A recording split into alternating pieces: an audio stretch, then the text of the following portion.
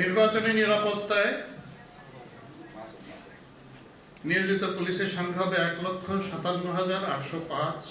এর মধ্যে কেন্দ্রে স্ট্যাটিক ফোর্স থাকবে ৯৩,৩৯১।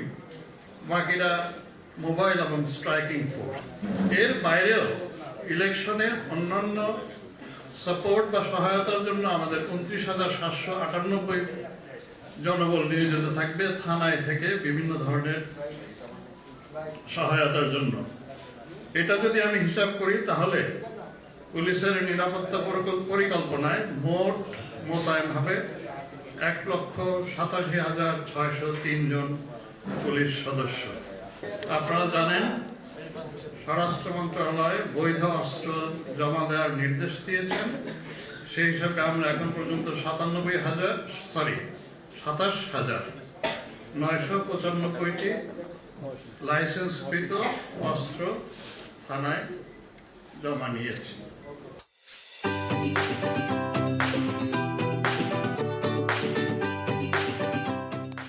এই নির্বাচনে নিরাপত্তা রক্ষায় পুলিশ ছাড়াও আমাদের সশস্ত্র বাহিনী, বিজিবি এবং সর্বোপরি আনসার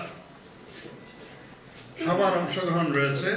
সবচাইতে বড় সংখ্যায় নির্বাচনে নিরাপত্তায় নিয়োজিত বাহিনী হচ্ছে আনসার। তাদের সংখ্যা প্রায় ৬ লক্ষ।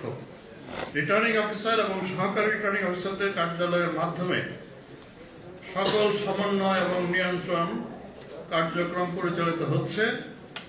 এখানে সকল ফোর্স তাদের কার্যক্রমের সমন্বয় সাধন করছেন। শান্তিপূর্ণভাবে ভোট গ্রহণ এবং উৎসব মুখর যেন হয় সেজন্য ভোট গ্রহণের সকল প্রয়োজনীয় ব্যবস্থা আমাদের তরফ থেকে আমরা নিয়েছি। তফসিল ঘোষণার পর থেকে আপনারা জানেন প্রতি বছরই আমাদের মধ্যে উত্তেজনা থাকে, কিছু সহিংসতা ঘটে।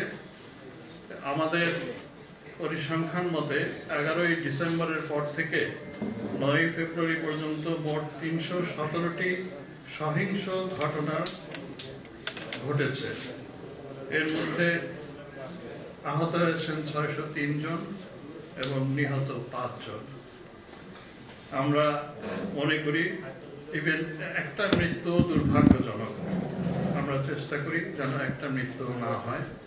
তারপরেও দেখা গেছে যুগে যুগে সকল নির্বাচনে আমাদের এখানে মৃত্যুর ঘটনাও ঘটেছে, আহত হওয়ার ঘটনাও ঘটেছে। এবার আমাদের সর্বোচ্চ চেষ্টা ছিল এ সকল ঘটনা যতটা কম ঘটে তার সর্বোচ্চ চেষ্টা করা। আমরা কতটুকু করতে পেরেছি সেই মূল্যায়ন আপনারা করবেন, দেশবাসী করবেন।